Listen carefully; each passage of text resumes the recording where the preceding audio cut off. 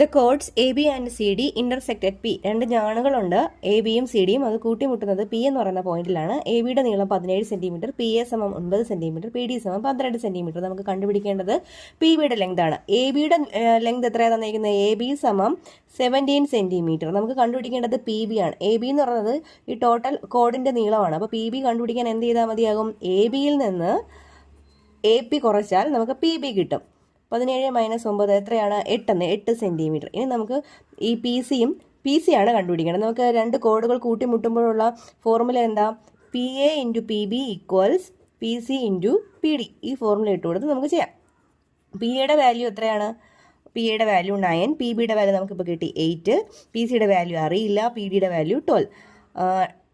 9 × 8 72, 72 equals P C into 12. P സിയുടെ value കണ്ടുപിടിക്കാൻ 72 / 12 equals 6 centimetre.